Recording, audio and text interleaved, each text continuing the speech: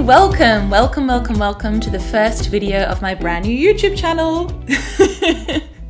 I'm so happy you've decided to join me. My name is Anna, and for those of you who know me already, I'm an opera singer and I'm also a trained life coach. I decided to create this channel because I just so believe in coaching, having trained in it myself, of course, and throughout my training, I was coached so many times by my amazing peers and also success coaches, and I just completely believe in coaching. I believe in the principles of it, and I just believe that everyone should have access to those principles and those tools to help yourself. So I'm not quite sure exactly what direction the channel will go in just yet. I'll probably be finding my way a little bit, and I really hope that you'll consider joining me for the ride.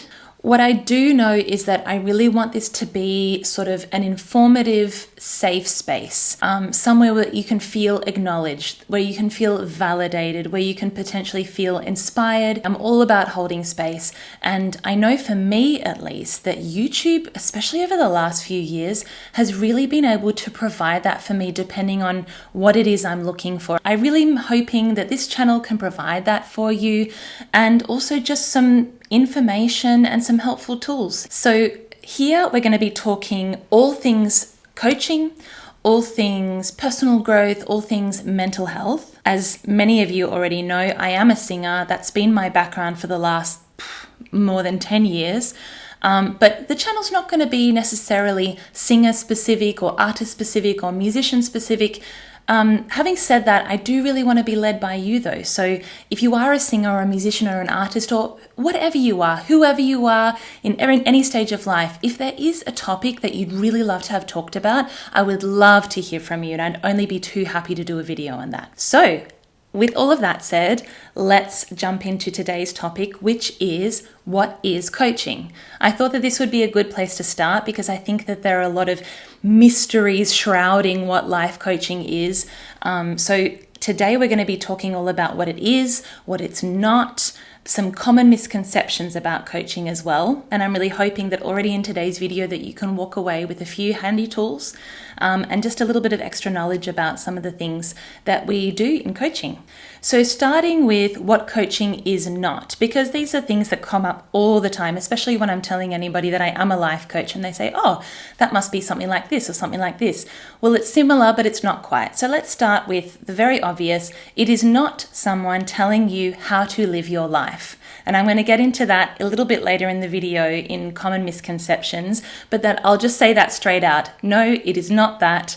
No one has the expertise to tell you how to live your own life. So that is certainly not what life coaching is. The next thing that a life coach is not is a mentor. And a mentor, for anyone who doesn't know what a mentor is, it's typically someone that is in the same industry or profession as you. It doesn't even have to be profession. It can be a lifestyle that you aspire to in some way. So typically when it comes to a profession, they'll probably be a few steps ahead of you, or maybe way out ahead of you, and that's just exactly where you'd like to be one day. And so you ask that person if they would consider being your mentor. And the whole idea of mentoring is that person guiding you and typically explaining how they did things so that you can, in a way, replicate those steps. So that's really not what coaching is. Not in any way saying that mentoring isn't super duper valuable. I know I've had mentors. I continue to have mentors that are super important in my life and in my profession, but it's not quite the same as coaching. Similarly, it's also not consulting. And I'm not going to go,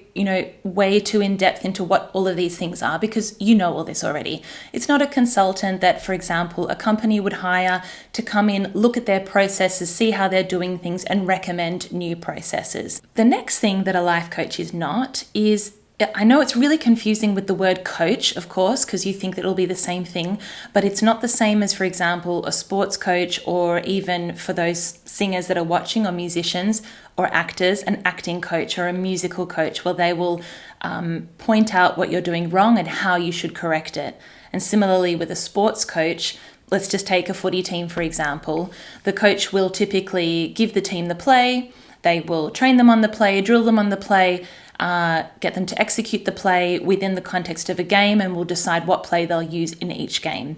The word is the same, coach, but it's a very different kind of coaching. So it's really not the same as either of those things, sports coach or music coach or artist coach or anything like that.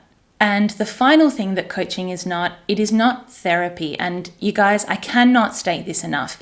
Coaching is not a substitute for therapy. And I will get into this a little bit later in the video, and I'll probably also do a deeper dive on this topic because it's super important.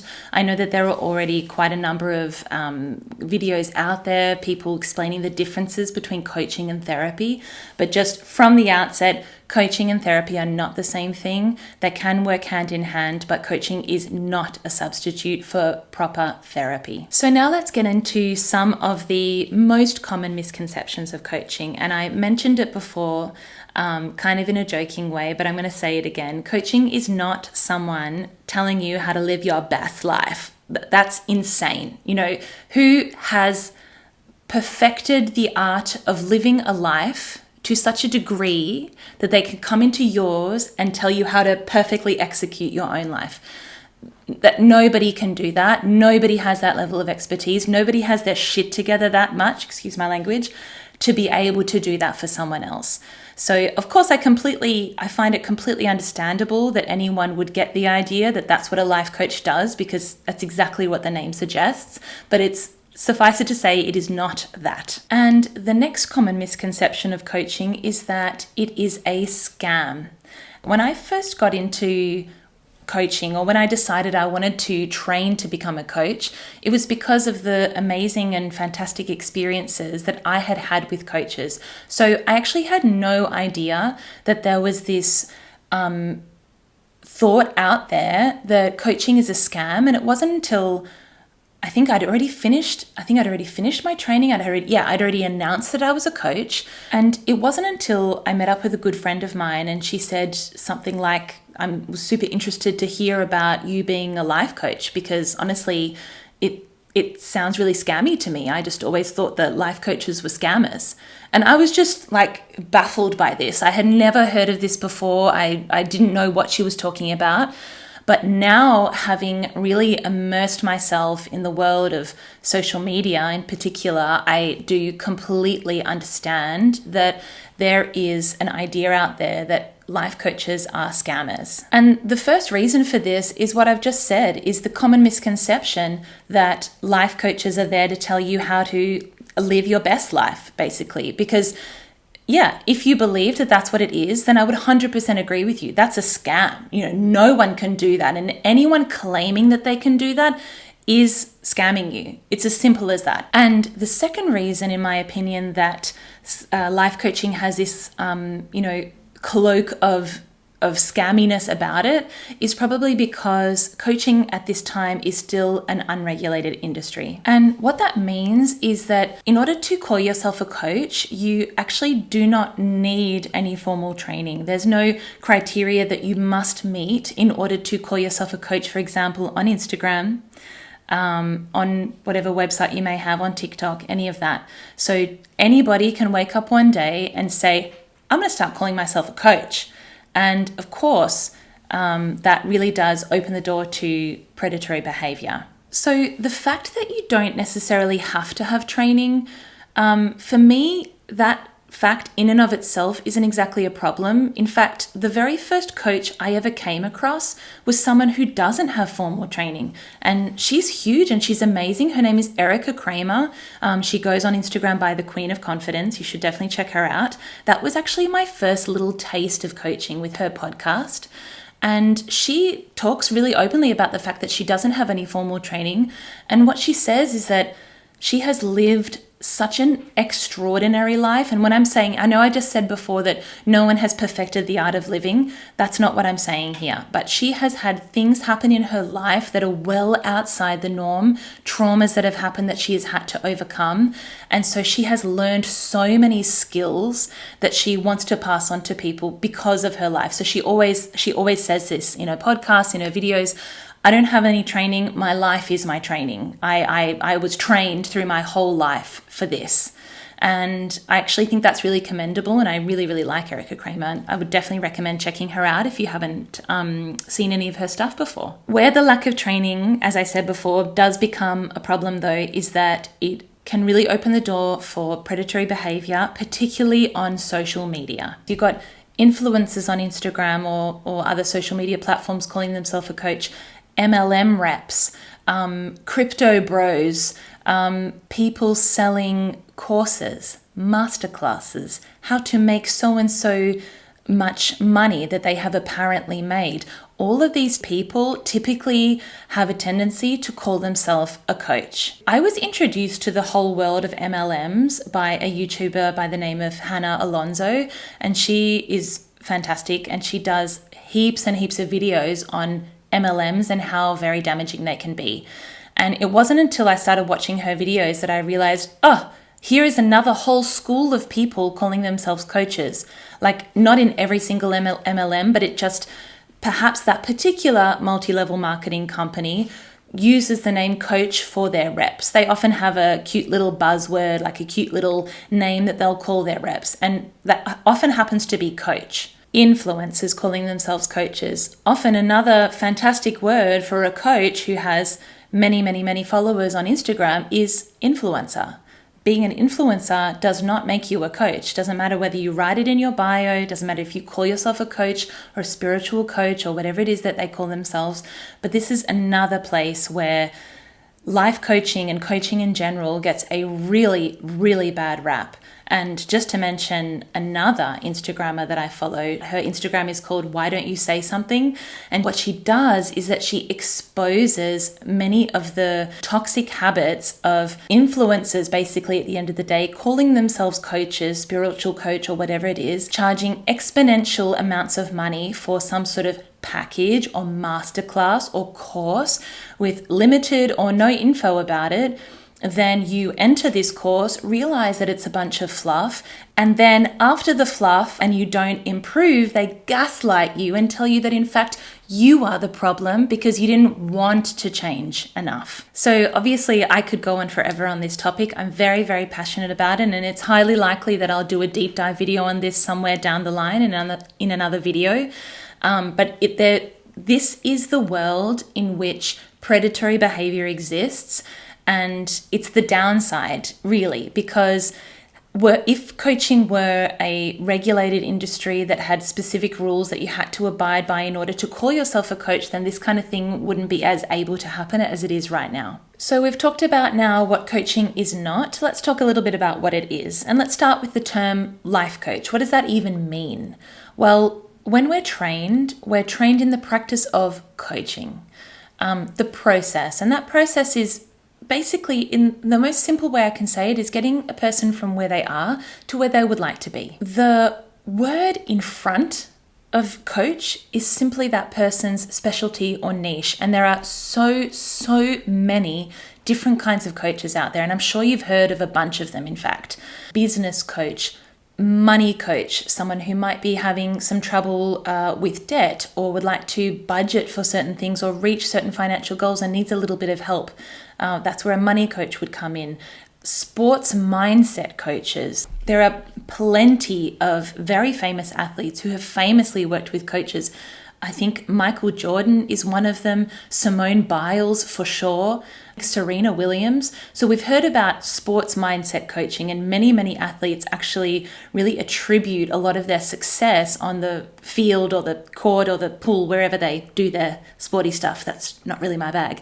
But they attribute their success there to the mindset work that they did. By the same token, performance mindset coaches also in high demand these days. Music performance or acting performance. I can think of 3 already off the top of my head, and they specialize in singers. One is Kaylin Howarth from The Performer's Edge, although I think Kaylin is actually a performance psychologist. I don't think that she would call herself a coach. Katrina Galka. And Katrina actually is the first person I reached out to when I wanted to train as a coach, because I really resonated with what she was doing. She was also a singer, same position as me, also a coach. So Katrina's work is wonderful. Sharon Kempton, an Australian woman, also singing in an opera house in Germany and coaching as well. So there are so many examples of wonderful performance coaches. Other than that, you've got women's coaches, family coaches, etc. I could go on forever. And then at the end of that list, of course, is life coach. And life, in comparison to all these other niches, sounds really broad because that is what it is. The term life in front of coach just means that a person is niching without having to choose a niche. It's a way to term the fact that you can work with anybody in any stage of life, in any profession. So it's a much broader term that encompasses a much greater group of people. So you may wonder, my expertise is in singing. That's my background. That's what I've been doing for a really long time now. So shouldn't I have niched in that? Well, that's not to say that I don't work with singers. Of course I do. Of course, I know that industry inside out and I understand so many of the challenges that come up. And of course I do work with singers, but what I really loved about life coaching is just what I explained, is that I'm able to work with anybody and people outside of my general sphere of people. One of my clients was just starting a job when we first started to work together at the AFL, something that has nothing to do with my life. But what you'll notice is that throughout all of these different kinds of coaches and all of these different niches, the common thread is the process, is the coaching. The process is the same. The training is the same. The coaching is the same. And to that process, as I said before, in the simplest terms possible, it's getting the client from where they are now to where they want to be. So it's basically helping people to achieve success, whatever that looks like for them. And there are many, many, many ways in which a coach will do this, which I'll get into a little bit later in the video. So a question I hear a lot is, do I need to be suffering in order to hire a coach? And the answer to that is an unequivocal no. You do not need to be suffering in order to hire a coach. Since the whole purpose of coaching is to get a person from A to B, from where they are to where they want to be, you can start that at any point in your journey. So for example, if someone might be finding themselves in a little bit of a rut, feeling a bit stuck, and they need some support and some help getting out, perfect time for coaching. If things are going quite well and you'd like them to be going really super well, great time for coaching. If things are going super well and you want them to be mega, fantastic, wildly brilliant, another great time for coaching. So you do not have to be finding yourself in a suffering position. And actually, to that point, if a person truly is suffering, then what they need is therapy and not necessarily coaching. And I mentioned this before, and I'll say it as many times as I need to, coaching and therapy are not the same. A good coach will recognize when their client has things that they need to deal with in a therapy setting that goes beyond the coach's expertise, and will let them know that they believe that they should either continue coaching and do therapy alongside, because the two can work quite well hand in hand as long as the coach and the therapist are on the same page for the client's needs. It's all about what the client needs. Or the coach might actually say, I think it's best for you to take a break from your coaching for now while you focus on your healing in therapy. And all of this is actually spelled out quite clearly in the ICF Code of Ethics. Now, the ICF is, I said it was an unregulated industry. Well, the ICF is the International Coaching Federation, and it is as close to a regulating body as coaching currently has. So with the ICF, a coach can actually become accredited if they meet certain criteria. That's something that I'm personally working towards. And part of the accreditation is having studied at a certified and accredited institution. That just gives me another thought. Another place where scamming can happen is coaching academies. But I've skipped that part now. Maybe I'll go into it in another video. That's just reminded me now. Coach training academies. Another area, in my opinion, in which predatory behavior is rife. So the ICF is the best thing we have, the closest thing we have to a regulating body. And I will link the Code of Ethics in the description below. This stuff is freely available for you to read. You can actually search for a coach via the ICF, and it's a really great resource. So what does a life coach do? Well, a life coach is there for you. A life coach is there to listen to you, to acknowledge you, to validate you, to champion you. We're there to support you, to believe in you, to see the good in you, to believe in your infinite potential, especially when you don't believe in it yourself. And importantly, to challenge you when needed. Am I an expert on life? No. Do I have my shit together all the time? No. In fact, that's another common misconception is life coaches have their shit together all the time and they know what they're doing all the time and they never show any emotion. That's actually the opposite. Couldn't be more true.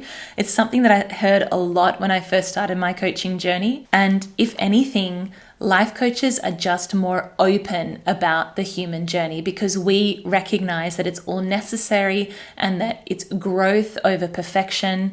And so you're more likely to see a life coach cry in public than anybody else because we just dispense with the pretense. Energy, emotions, it's all normal and it's part of the human experience. And the fact that we can do that means that we give you permission to do the same. You do not have to have it together all the time. That is not human, that is not normal, that is not realistic. What I do have is a trained ear to listen to your language and listen for when I will be hearing some of the inner blocks potentially coming up. I know what questions to ask you to get you to think and to move you forward. And I hold space for you and I support you. The inner blocks are what we focus on in coaching because that's where the most energy is, that's where the most emotion is, and that's what we can work on. That's what the client has control over. The first thing to keep in mind when it comes to the blocks is that they're not nasty, they're not evil, they're actually just here to protect you. The brain, in its infinite wisdom, always wants to protect us from harm, wants to protect us when it perceives danger. This is obviously dating back all the way to when we were cavemen,